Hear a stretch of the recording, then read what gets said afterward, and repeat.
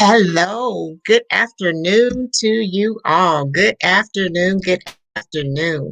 Welcome to In Due Season Publishing, our Facebook page. We are so excited that you've taken this time out of your afternoon to join us. We just want to give you a couple of tidbits, a couple of things that might help you along your journey. Today, I'm going to talk to you about being authorized. Authorized. Give you 5 easy things to remember while you are writing, whether you're writing your journal, a book or ebook, whether you're writing whatever you may be doing or preparing to write. I want to just give you a few things that are gonna help you remember what you're doing.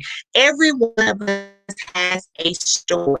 We may not have the same story, but every one of us has a story, and it's up to you because you know your story. You are the only one that knows your story the best. We have all had life experiences, whether they're good, whether they're bad. They have molded, they have shaped us into who we have become. So don't think for one moment that what you have endured or what you have gone through in your life is not valuable, that it does not mean anything, because everything that happens to us or we've gone through can be used. It can be used by God. So nothing is wasted.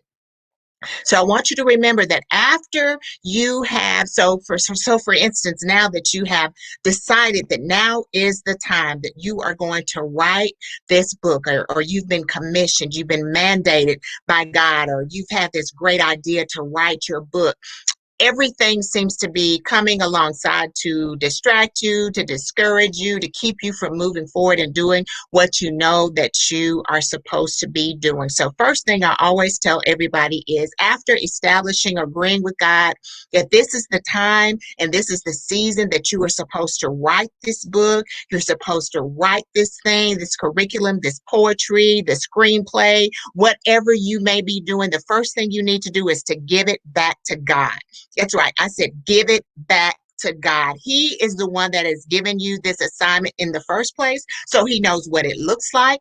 He knows what it's supposed to cover. He knows who your audience is. He knows all of the details. So while you may be discombobulated, while you may be not understanding what the ins and outs and the details of it all is, always give it back to God, because he has all of the answers. He knows what the answers are. So you got to give it back to him in the first place, because he is the one that gave it to you. He's the one that created it. So don't be caught off guard that after you have given it to Holy Spirit, or after you've given your book baby back to God, that you're discouraged or flabbergasted that after you've asked him what it should look like, that it doesn't look like what you thought it should. That's right. Sometimes we have an idea in our mind about what we think something should look like, and it's not exactly what God has decided. We are all unique. We are all individuals, and therefore, what we have a perception of as to what we want something to look like does not mean that's necessarily what God has designed for us. So I say to everyone, God is creative. So don't ever compare your book baby, and I call them babies because these are things that you've been carrying around in your soul, carrying around in your spirits, carrying around sometimes for years and years. And it is time to come to the birth. It's time to push this thing out. So don't ever be distracted or discouraged when it doesn't look like what you think it should. And when it doesn't look like the next person's baby, it's not 3,000 pages, it's not 500 pages. Maybe your story is only 5 pages, a 10-page ebook. Don't be discouraged by that. You have something valuable to say. Your content is important as the person who wrote the 200-page book. And so therefore you can't be discouraged by what you have, and don't allow the naysayer, so to speak, chirping in your ear to say, girl, you don't need to write that. Sir, you don't need to put that down on paper. Who wants to read what you have to say? But I am here to encourage you on today that first you need to give this back to God. And when he gives you the instruction, and when he gives you the direction, and when he tells you what this baby is supposed to look like, you're going to be guaranteed success. The next thing that you need to remember is you need to identify your voice. That's right. I said your voice, not someone else's. You don't need to look at the other person's audience and who's coming alongside them to tell them how great a job they have done. It says you must be able to identify who is going to benefit from what you have written. In other words, who's your target audience? You need to understand who you're talking to and what kind of impact you desire to have. So if you're not clear about who your target audience is, then you may come across as being disjointed in what you've written, or even not authentic because you're not quite sure as to who you are talking to. Remember, you are not called to everyone, but you are called to someone. So you may not have a large platform. You may be called to single mothers and single mothers alone. You may be called to people who may have been abused as preteens or teenagers. Whatever your target audience is, know that that is the lane that you need to stay in. That is where you're going to have the most impact. So hone it in, bring it in, identify who your audience is, so therefore that you can make sure that you are staying in your lane, that you are presenting your expertise in a way that those who are called and assigned to your life will be able to hear your voice. That's why you've got to identify your voice. You got to know who you're talking to. Everyone is not going to respond to your voice because they're not called to your voice. And that's okay. It's okay to understand. It's okay to know that some stories may be difficult to share, but I guarantee you that there will be someone who can glean from what you got to say. There'll be someone that will be able to come along and say, look, that's exactly what I needed to hear. Someone needs your voice. The other thing is, you got to be able to write. That's number two. Identify your voice. Number three, be healed. Make sure. Some of us have been through some very tough situations. Some of us have had some very hard trials to go through. So if you're willing to write about it, or if you're called to write about some of those painful times and painful personal stories, do not write about those things while you're still wounded. You may journal about them. You may write them down for your own benefit as part of your own healing process, but you don't put some of those things in your book while you are still wounded. Why? The people, your reader, will be able to clearly see that you are bleeding on the people. That's what I call bleeding on the people. That when you're not healed, you're writing about the thing, you're putting it all in there, and the perspective is off. The people who may be reading are coming to you for an answer. Remember, you are the answer to someone's problem.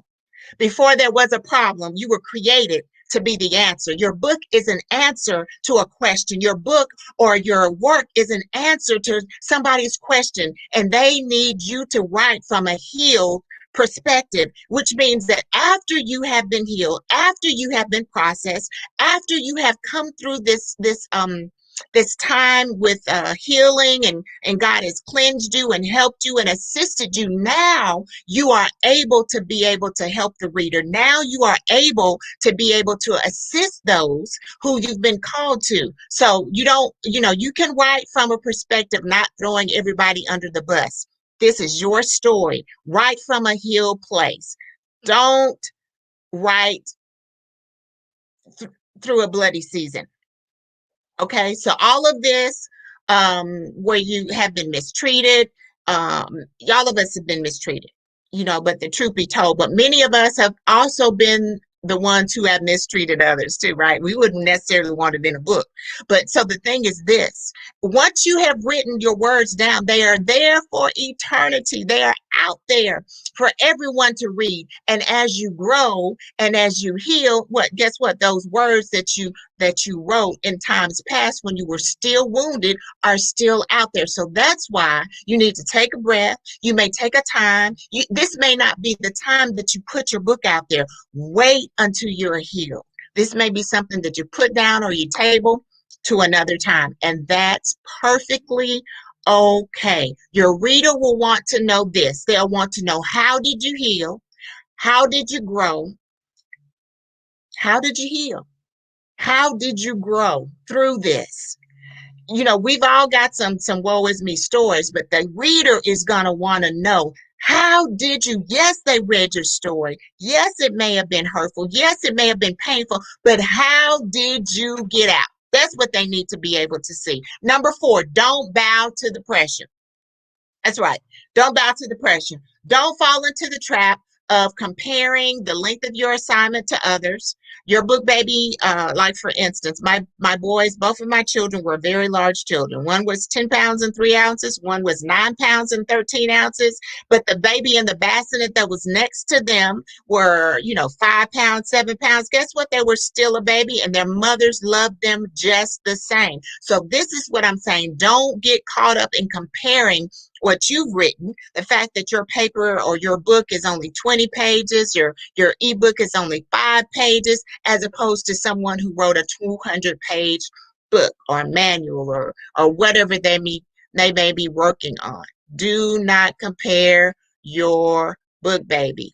Do not bow to the pressure of looking at what somebody else has done and compare it to the work that you have.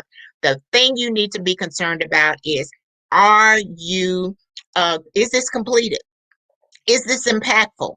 Is this to who you've been called to reach? Then that's the only thing you need to be concerned about. Number 5, stop putting all your stuff on social media. See it all the time. Some people have had some amazing, you see them, they're writing out certain things, and I'm like, they really need to hone this in. You really need to put this in a ebook. You really need to put this in a book, honey. You are putting all of your content on Facebook, on Twitter, on TikTok, on whatever that is. Stop putting everything on social media. You have something to say. Oftentimes I hear people say, well, I don't have anything to say. I've watched some of your posts. You got plenty to say.